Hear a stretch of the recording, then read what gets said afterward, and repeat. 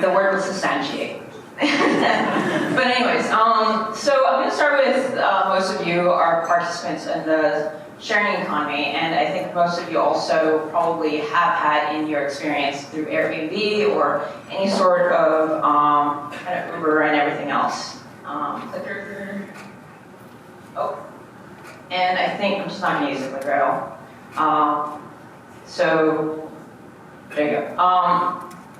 I've heard that my movies don't work, so I'm going to start off with a lot of my research is actually based on my doctoral research on the kind of industrial timeline of robots. So essentially a lot of like what we're working on would not be able to be realized without kind of the work through that. It'll come back all around. So one of the larger kind of explorations that I've been looking at with the construction industry is how many billions of dollars the US industry is actually putting into. And it's looking at how we are working with the dollar and dime. I am Canadian, I just wanted to put it out there, even though I'm like fully educated by American system. I am the unapologetic kind of Canadian here in the sense. So a lot of my work is kind of substantiated through design, technology, and creative solutions. And a lot of the work we've done is kind of based on a think tank that I started at Parsons a couple of years ago,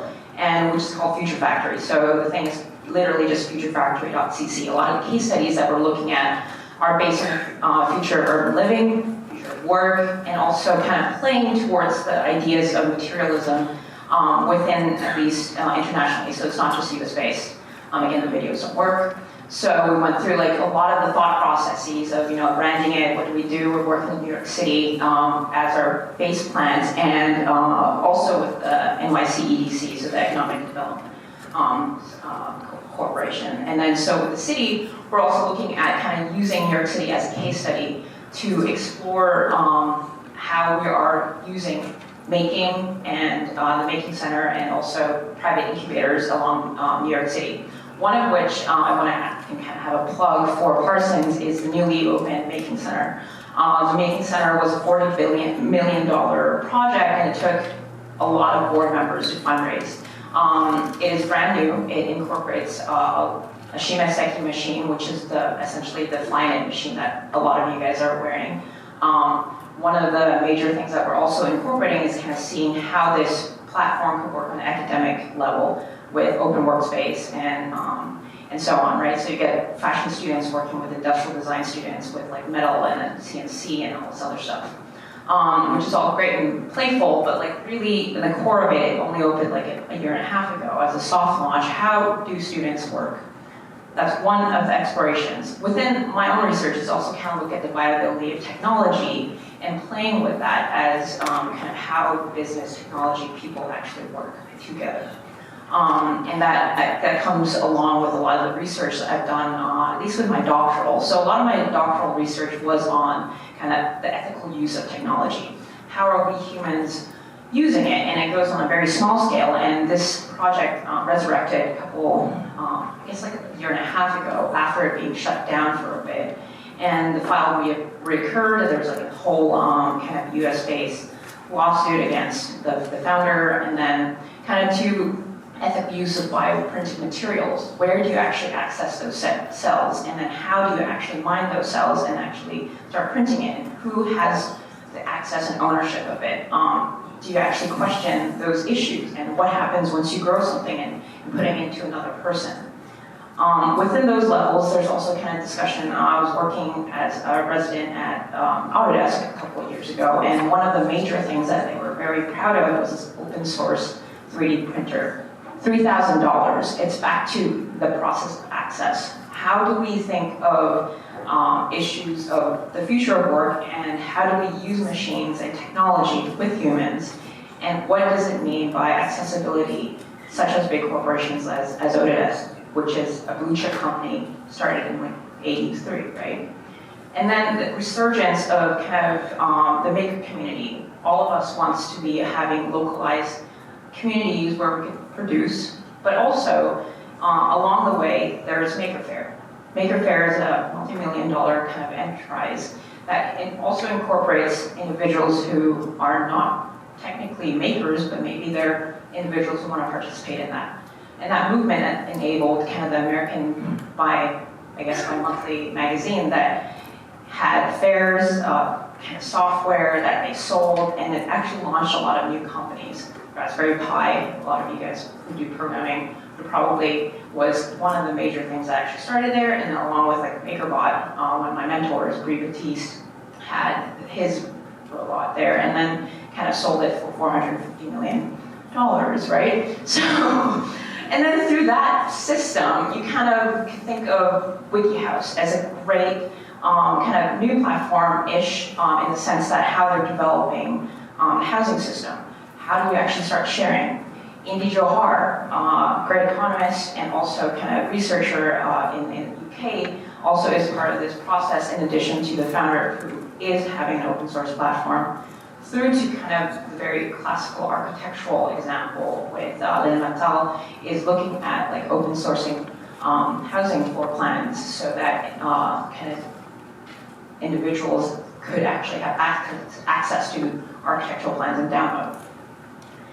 Through to kind of urban workshops, commons, and UN Studios successfully, unsuccessfully, I would say, started it as a construction industry process, all the way through kind of Geary Technologies and kind of founding, I think most of you guys know, a fellow Canadian that founded Frank Geary, who is the architect, but also Geary Tech that's behind it, that's based on CATIA. So I think one of the larger questions I've been proposing is the private sector actually innovating a lot of these issues of the future of work and the future of urbanism in the private sector quicker than the government? Because at least back in the Obama age, I'm not going to express the discontent of the Trump era, is of like kind of the open access on policy discussion. And it's great. I think some of the larger previous discussions have said that I think policy has to have a governance on how do we fit design within that partnership. And it cannot be kind of a top-down process. So back to that kind of business people technology, how does this actually fit in together? One of the projects that we started a couple years ago, which is through there's a lot of writing and videos don't work. So one of the platforms that we started was an open source platform for kind of like downloading a modular thing. We got a lot of seed funding from it, Harvard funded about $20,000, $30,000. And we were able to kind of look at ways that we could distribute kind of downloadable funds working with manufacturers. This is one case study that was quite fun. We also work with AECOM, which is kind of a structural consultant company, and they're pretty big, and we were able to kind of find different type of structural models that people would download. Beyond that, one of the major things that I'm working on currently is to kind of challenge the real estate market. This is an entirely new venture that I've been like honing on for the past 2 years, and finally from like 6 or 8 years of research, kind of putting this kind of mission-driven real estate development. It kind of puts to question some of the kind of things, other things on the table, which is, can real estate as an industry work towards social impact and change makers? Can we actually have somewhere where we could actually and provide temporary, like 3, 6, 9, 12 months housing for individuals who want to live and play around the world rather than the VR Bingo way, and have it all as a campus. Providing this also is the kind of giving back to the local community. So what's really missing, at least in New York, is there's a lot of kind of gentrification through kind of areas such as Brooklyn.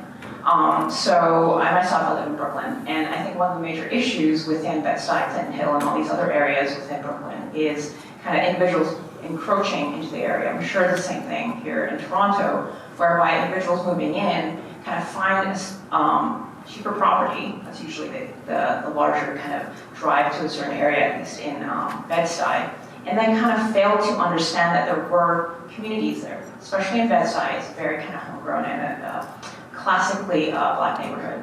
So the larger thing is our team, very diverse, highly minority, and we have like a for-profit and non-profit side of advisory board. David Bell, I don't know if you guys know of him. He's the guy who started the New Lab. So it's a Brooklyn Navy Yard partnership, which is a city of New York, and also a private enterprise, and then they started an incubator.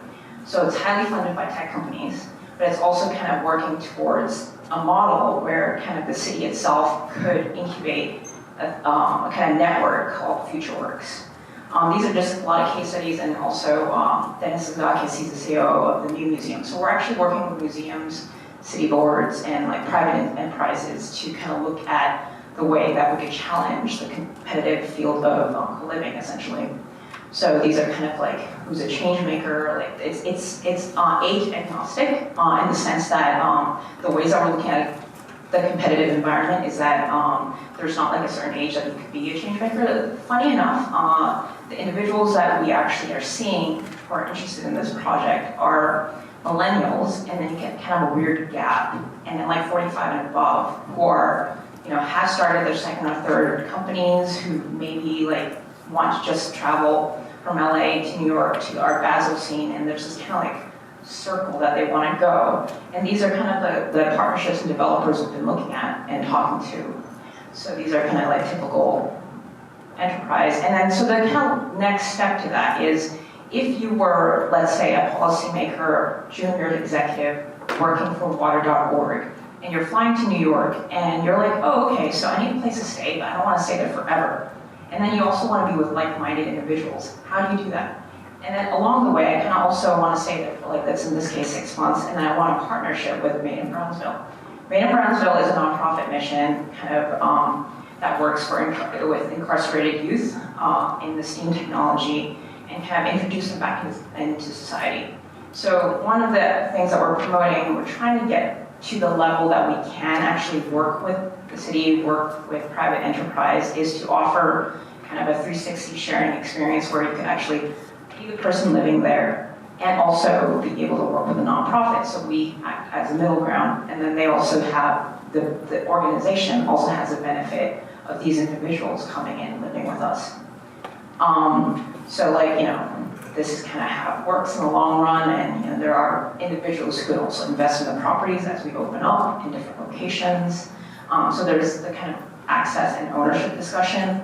And beyond that, okay, and this is a plug, this is a book that came out, a lot of the same issues I'm interested in kind of is in this, that came out, it's architectural, it's AD Journal. For those who are architects out there, you probably have a subscription and you've probably seen this. I wrote it with my advisor, who was very disappointed with my writing. But beyond that, it's very fun. Anthony Gomez is on it, and there's a bunch of amazing other research case studies that you might actually want to read up on, especially those who are interested in open source architecture and beyond. Great.